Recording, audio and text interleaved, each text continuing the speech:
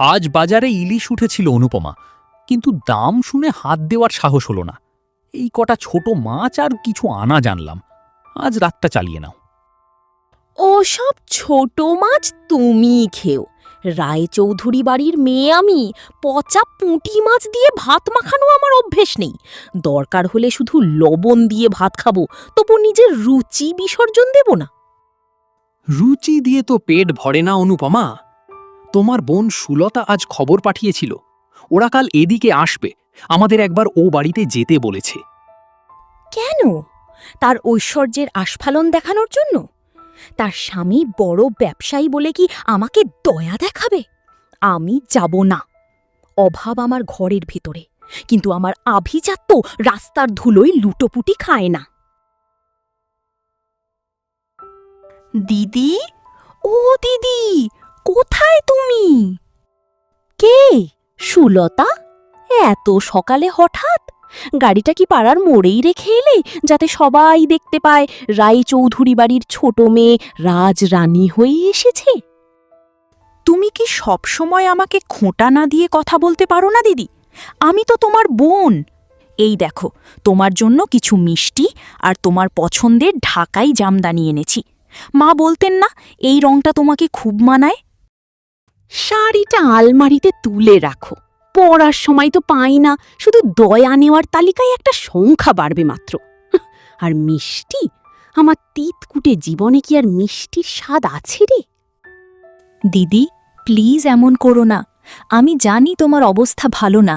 জামাইবাবুর চাকরিটা চলে যাওয়ার পর থেকে তোমরা খুব কষ্টে আছো। আমি আর ও ঠিক করেছি তোমাদের এই বাড়িটা সারিয়ে দেব, আর জামাইবাবুকে আমাদের ব্যবসার একটা অংশ দেখাশোনার দায়িত্ব দেব। থামা তো তোর দান খয়রাত। ছোট বোন হয়ে বড় বোনকে সাহায্য করতে চাস? এটা সাহায্য নয় সুলতা, এটা তোর করুণা। তুই চাস আমি তোর পায়ের নিচে থাকি, যাতে তুই প্রতিদিন এসে আমাকে বলতে পারিস, দিদি, আমি না থাকলে তোর কি হতো? তুমি ভুল বুঝছো দিদি। আমি শুধু চাই তুমি একটু শান্তিতে থাকো। শান্তি আমি নিজের শর্তে কিনব, তোর স্বামীর টাকায় নয়। মনে রাখিস, জন্মসূত্রে আমি তোর বড়। আমার রক্তে যে তেজ আছে, তোর ওই দামি গয়নায় তা নেই। যা, ফিরে যা তোর অট্টালিকায়।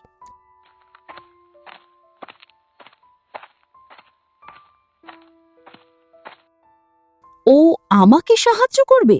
ওর সাহস কত!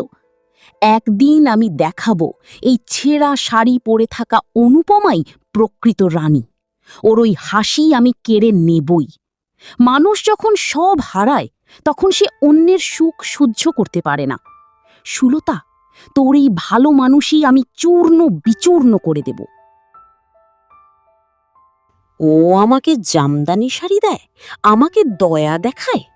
সুলতা হয়তো ভুলে গেছে, ছোটবেলায় ওর সব খেলনা আমি কেড়ে নিতাম। আজও আমি ওর সুখ কেড়ে নেব। লোকে জানবে সুলতা খুব দয়ালু, কিন্তু আমি প্রমাণ করে দেব ওর এই ঐশ্বর্য আসলে এক মিথ্যে অহংকার।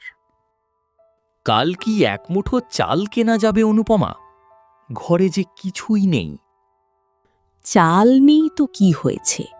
তোমার শ্যালিকা তো রাজভোগ দিয়ে গেছে, সেটা খেয়েই রাত কাটাও।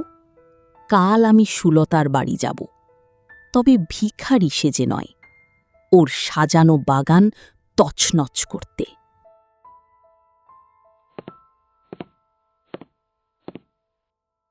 এসো দিদি, ভেতরে এসো। আমি ভাবতেই পারিনি তুমি আজ আসবে। বসো, আমি তোমার জন্য শরবত আনি। শরবত লাগবে না, তোর এই রাজপ্রাসাদ দেখতেই এলাম। তা তোর স্বামী সুমিতবাবুকে দেখছি না যে? তিনি বুঝি দিনরাত টাকা গুনতেই ব্যস্ত? উনি কাজে গেছেন। দিদি, তুমি কাল শাড়িটা নিলে না? আমার খুব মন খারাপ হয়েছে। তুমি কি আমার ওপর খুব রাগ করে আছো? রাগ কি আর রাখা যায় রে? অভাব মানুষ কি ছোট করে দেয় সুলতা? কাল তোকে ওসব কথা বলি সারা রাত ঘুমাতে পারিনি। তুই তো আমার আদরের ছোট বোন। আমি ভেবেছি তুই যেটা বলছিলি সেটা ঠিক, আমাদের একটু সাহায্য দরকার। সত্যি দিদি, তুমি রাজি? আমি জানতাম তুমি বুঝবে। বলো, আমি তোমার জন্য কি করতে পারি? তোর আলমারির চাবিটা কি আমায় দিবি? আমি চাচ্ছিলাম নিজের হাতে একটা গয়না বেছে নিতে। মা বলতেন না, বড় বোনের আশীর্বাদ থাকলে ছোটর সংসার আলো হয়ে থাকে।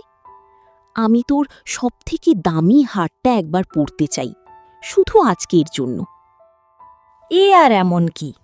চলো দিদি, তোমার যা পছন্দ তুমি নিয়ে নাও, আমার সব তো তোমারই।